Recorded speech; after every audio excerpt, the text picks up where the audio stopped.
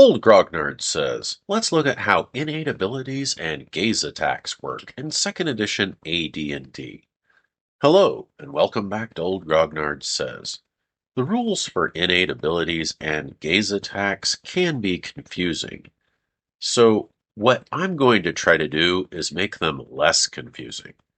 Let's start off by looking at how innate abilities work.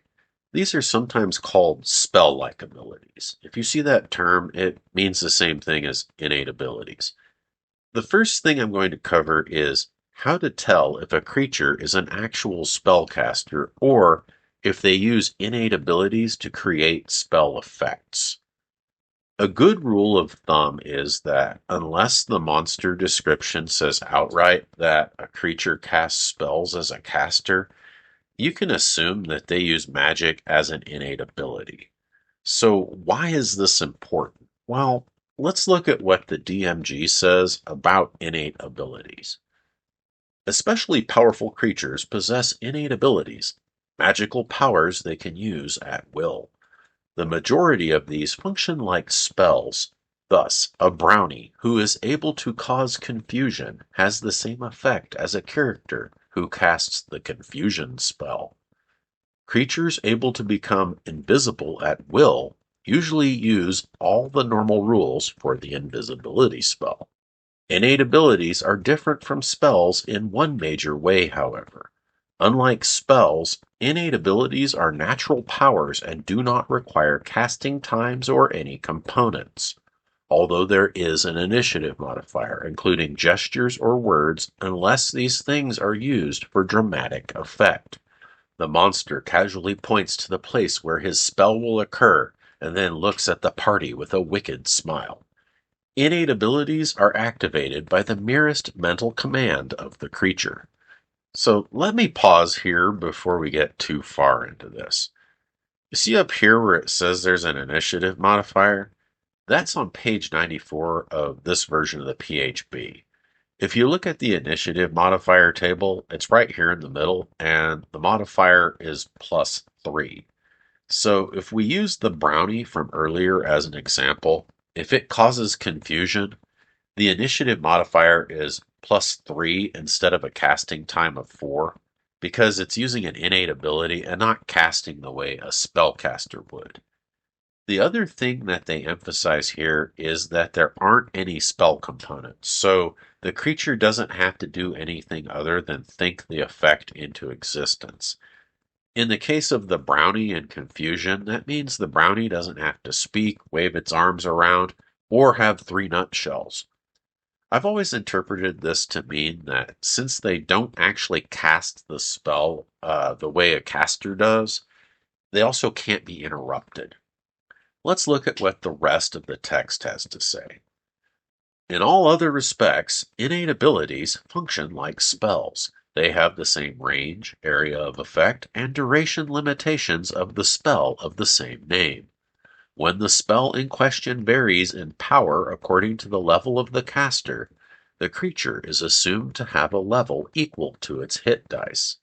If this means the creature is of insufficient level to cast the spell, it uses the spell at the minimum level needed to cast it.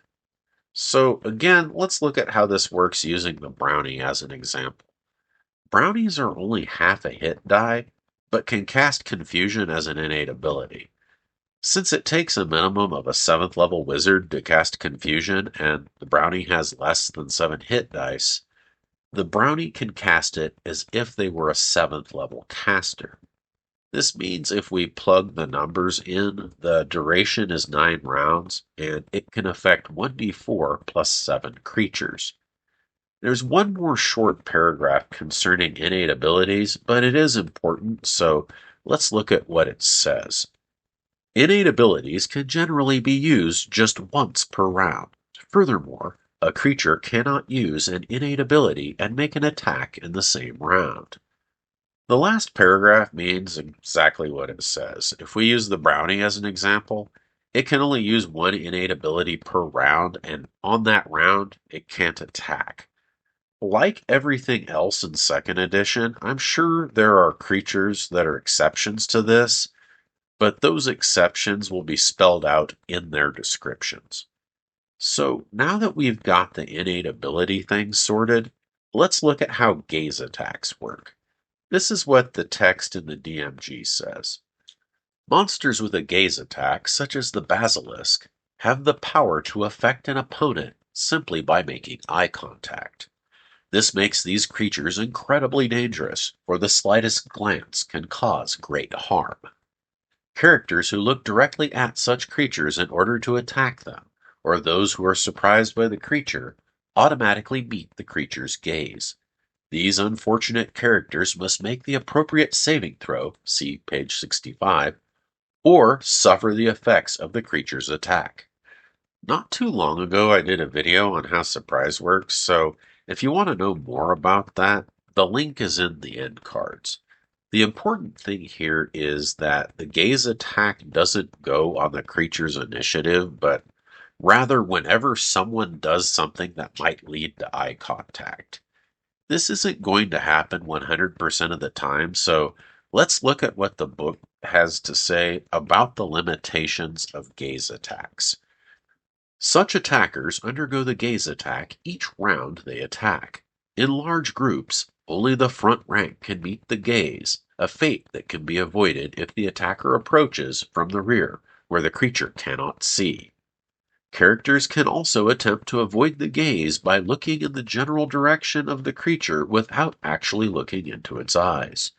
This enables characters to see the target well enough to fight normally without falling victim to its power. However, there is a 20% chance each round that an attacker trying this trick will accidentally meet the gaze of the creature. So, this gives us some insight into what gaze attacks can and can't do.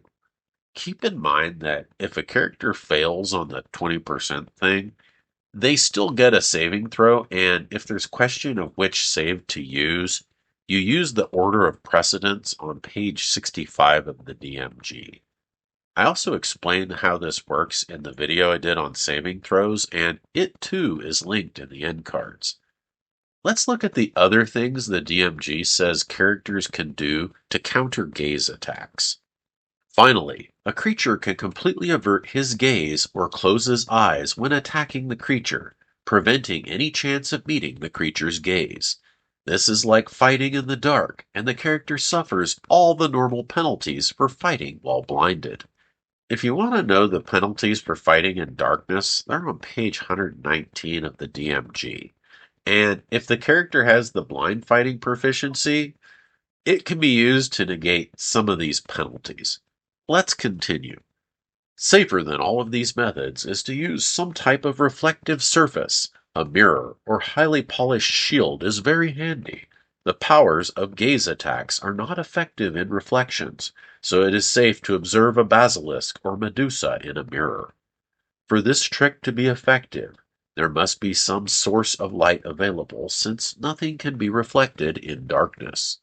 Also, characters should be reminded that using a mirror can be disorienting. The character must back towards his target, holding the mirror in his shield arm. He suffers a -2 penalty to his chance to hit, and does not gain the benefits of his shield or his armor class bonus for dexterity when the creature attacks him.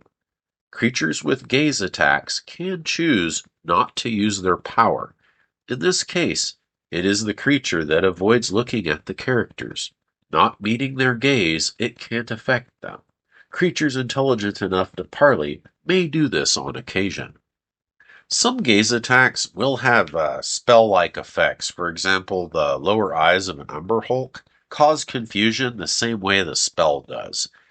If the creature description leaves out details like duration or range, use the creature's hit dice and figure them the same way you would as if it was a innate ability. So, for example, it doesn't say what the duration is for the Umber Hulk's confusion gaze, but if we plug in its hit dice and figure it the way we would an innate ability, its duration is 10 rounds. Anyways, while researching this video, I found out there was a Ray Harryhausen exhibit at the Scottish National Gallery of Modern Art back in 2020. The films he worked on had no small influence on how early D&D was imagined, so I figured I should show some of the images from that exhibit. That's all I got for now. Thanks for watching, and have yourself a wonderful rest of your day.